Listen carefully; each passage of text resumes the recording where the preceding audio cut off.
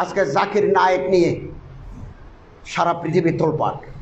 আজ সকালে মালয়েশিয়ার প্রধানমন্ত্রীর সাথে ভারতের প্রধানমন্ত্রীর বৈঠক হয়েছে। বৈঠকের এক পর্যায়ে নরেন্দ্র মোদী মালয়েশিয়ার প্রধানমন্ত্রীকে বলেছেন, আমার একটা মোস্ট ওয়ান্টেড পারসন আপনার দেশে আছে, আপনি তারে ফেরত দেন, আমি তারে বিচারের মুখোমুখি করব। আমাদের ঈমান, আমাদের উখুওয়াত, আমাদের বারাদরি পানি হয়ে গেল দুনিয়ায়। এক ব্যক্তিকে একটা প্রেসিডেন্ট, প্রধানমন্ত্রী বলে যে আপনি ফেরত দেন। এখন ভারতে ওনার নাগরিকত্ব নাই, ওনার সমস্ত সম্পত্তি বাজেয়াপ্ত। ওনার মালয়েশিয়ার কোনো কথা বলতে পারবেন না, রেডিওতে, টেলিভিশনে, জনসভায়, সেমিনারে কোনো কথা বলা যাবে না, কেবল ঘরের ভিতরে থাকবেন, খাবেন। বেরও করে দিতে পারে, তার আরপি বাতিল হয়ে যেতে পারে। কানাডায় ওনারা ভিসা দিচ্ছে না, ইংল্যান্ড ভিসা দিচ্ছে না, সৌদি আরব থেকে বের করে দিয়েছে।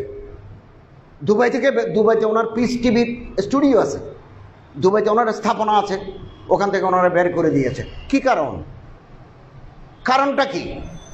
উনি আহলে হাদিস, উনি ইহুদির এজেন্ট, উনি খ্রিস্টানের দালাল, উনি জঙ্গি, উনি টাই পড়েন, শার্ট গায়ে দেন। এগুলো হচ্ছে স্থূল কথা, যাদের দিমাগ মোটা তারা একথা বলে থাকে মাত্র। কেন জাকির নায়েক সারা বিশ্বের জন্য আজকে চ্যালেঞ্জ হলো? কেন? পিছনে অন্য কারণ আছে। এই কারণের পিছনে কেউ নাই। বড় বড় কিতাব লিখেছি, ইহুদির দালাল জাকির নায়েক, এ সমস্ত কথা আমরা বলেছি। হক কথা বলার লোক নাই। জাকির নায়েক তাকাবুল আদিয়ানের মাহের, scholar on comparative study of religion, বিভিন্ন ধর্মের উপরে তার পড়াশোনা আছে, যেটা আমার নাই, আপনার নাই। হিন্দুর ধর্মের ভিতরে কি আছে, মনুতে কি আছে, শ্রীমদ্ ভগবতে কি আছে, রামায়ণের ভিতরে কি আছে, কোন পৃষ্ঠায় কি আছে, Gospel, Talmud, New Testament, Old টেস্টামেন্টে কি আছে উনি জানেন।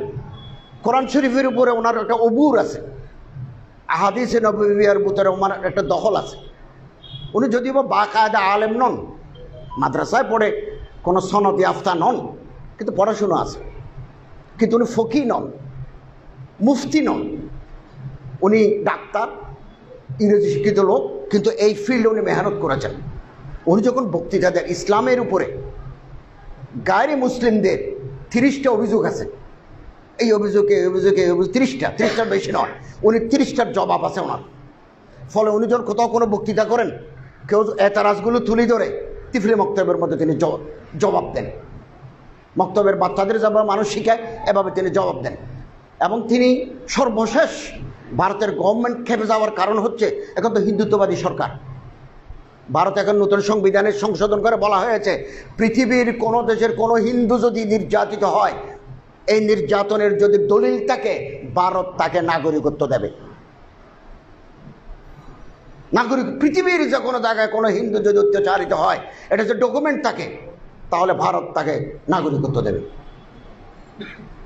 এই জাকির নায়েক সাহেব বলছেন হিন্দু ধর্ম বিকৃত হয়ে গেছে, হিন্দু ধর্মে মূর্তি পূজা নাই, কোথায় আছে দেখাও। এটা বলার কারণে তারা মনে করলো হিন্দু ধর্মের গোড়া তো শেষ হয়ে গেল।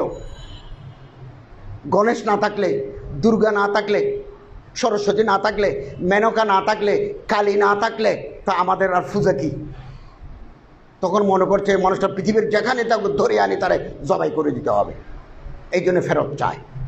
কানাডায় গেছেন, ব্রিটেনে গেছেন। ব্রিটেনে তিনি বক্তৃতা করেছেন 2টা, লন্ডন, ইংল্যান্ডে করেছেন, কানাডায় করেছেন 2টা। The present Bible is not word of Allah. বর্তমান বাইবেল যেটা বাজারে আছে, এটা আল্লাহর কালাম নয়। আল্লাহর কালাম এগুলো বিকৃত হয়ে গেছে, ডিস্টোর্টেড। এখন যেটা বাইবেল আছে, এটা সেন্ট পলের লেখা। এই দলিল, এই দলিল, এই দলিল। যারা বাইবেল লিখেছেন তারা একজনও হযরত ঈসা আলাইহিস সালামকে দেখেন নাই। ঈসা আলাইহিস সালাম 40 বছর বয়সে মারা গেছেন, 27 বছর পর্যন্ত ওনার জীবনের কোনো কাহিনী নাই।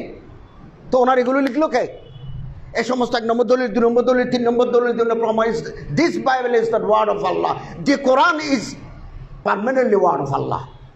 একথা বলার পরে সামনে যারা বিভিন্ন গির্জা থেকে আসছেন, তারা জিপ জিব্বা কামড় দিয়ে রাখলো, ও মা এটা কি কথা বলে, তার শুনে নাই। এই মানুষ যদি কানাডায় বক্তৃতা করতে পারে 3 মাসের ভিতরে তো কানাডায় এই সাইজ শেষ। অতএব এই লোকটা যেন আর না ঢুকে। অতএব ডক্টর জাকির নায়েক তো মুসলিম উম্মার সম্পদ, সম্পদ। ইত্তেহাদ মাল ইখতিলাফ, ইত্তেফাক মাল ইখতিলাফ। ওনার সাথে আমাদের উনি এক নশিস্তে 3 তালাক দিলে 1 তালাক বিশ্বাস করেন, আমি এটা মানি না। 3 তালাক দিলে 3 তালাক ওয়াকে হবে। এরকম ফিকহি বহু মাসাইলের সাথে আমাদের অনেকের একতলাফ আছে, কিন্তু তার যে অবস্থান, তার যে বাইনুল আকওয়ামি খেদমাত, এটাকে আমি মাটি করে দিতে পারি না। আমার কাছে মজবুত কবি দলিল না থাকা পর্যন্ত আমি কোনো মানুষকে ইহুদির দালাল বলতে পারি না।